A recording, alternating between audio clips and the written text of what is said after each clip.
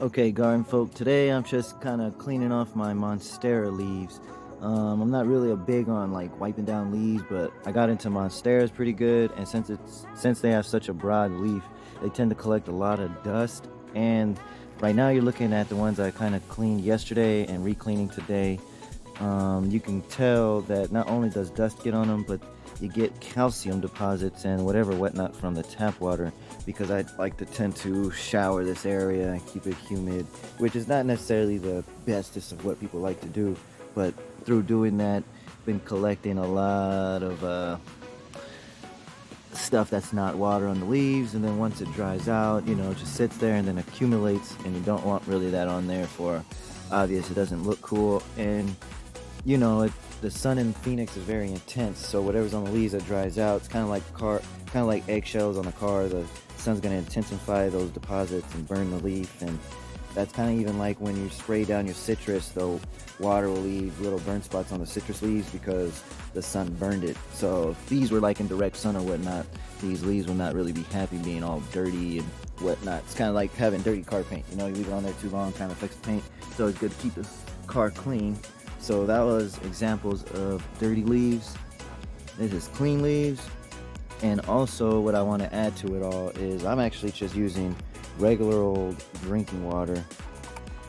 I'm not really for all those chemicals and whatnot, and that's based on my whole spiel, what I just said. If I'm using chemicals and I'm putting it on the leaves, and then the water out of those chemicals evaporates, you still have the chemicals on the leaves. And I don't know how it is in other states, but the sun's pretty intense out here, so if there's any chemicals or even oil on the leaves, it's going to burn the leaves and not leave them looking so hot. So that's even why you're not really suggested to use neem oil in the summer. If you spray your plants or try to clean anything with neem oil in the summer, that oil is going to burn and get real hot on whatever you used it on, and most likely kill your plants. I've heard of a lot of people killing their roses like that, spraying neem oil to either clean or kill bugs on roses in the summertime, and they did not like that. So I would only suggest drinking water. If I really wanted to spend some money, I would get distilled water, and just for extreme purposes, I'd say the best thing to use would be rainwater, but clean rainwater, like straight out of the sky. And just think about it. You ever notice that when it rains, your hands feel really, really, really clean? That's because the rainwater that comes out of the sky is slightly acidic, so it's washing away the oils on your hands. So that's why they feel like extra clean. And that's why I would say rainwater is extra good, because it's slightly acidic, which is going to help you get rid of whatever's on these leaves, but it's not acidic because of the acidic chemical.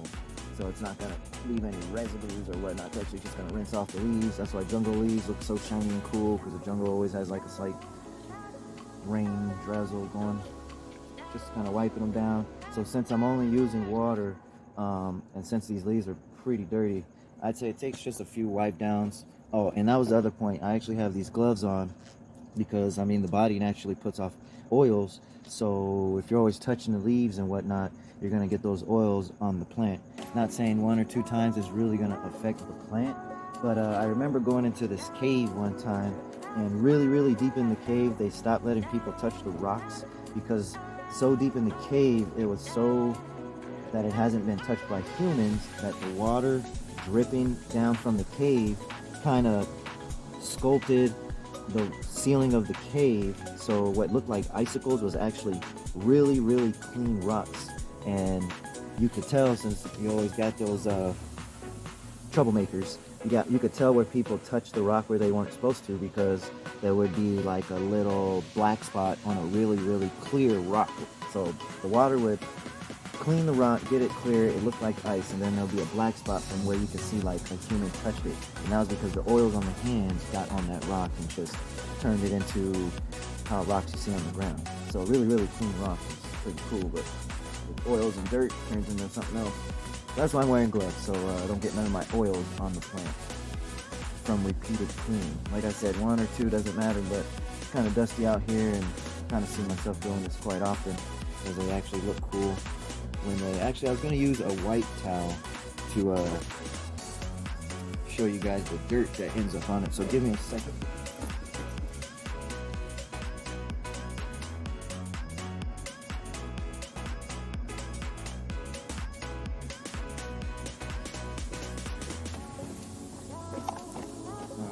Got a little white towel. I'm gonna give it a quick little scrub and show you guys what I'm wiping off.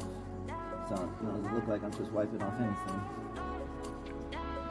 So that's my whole spiel on why I don't want to use any chemicals. I'm just going to use regular water, not tap water, because I just feel like that would be redundant. I mean, tap water has so much stuff in there. How could you be wiping anything off? It'd be more like you're just putting stuff in. And so, so I forgot. The only missing element I'm using is I probably would be using a spray bottle instead of just dabbing the cloth with water. I'd be using a spray bottle. I'll just get the drinking water or distilled water if I want to be fancy. Oh, why am I getting distilled water? Because distilled water is a neutral on the pH scale. I don't know what drinking water is, but I know distilled water is neutral, so it'd be the closest to an acidic level. So that's kind of what I wiped off. I don't know if you can see the brown compared to the white, but spend some time out here to kind of calm me down. So that's my spiel on wiping down Monstera and whatever broadleaf plants you have. I'd say just use drinking water and or distilled water if you have the money for it. Drinking water is at Costco's 40 bottles for $3. Or if you don't want to wipe them down, you could have your plants looking like this one on the left or this one on the right. And the one on the right will look even more clean once I give it a second wipe down. And you know, it's kind of therapeutic. Alright, over and out, garden folk.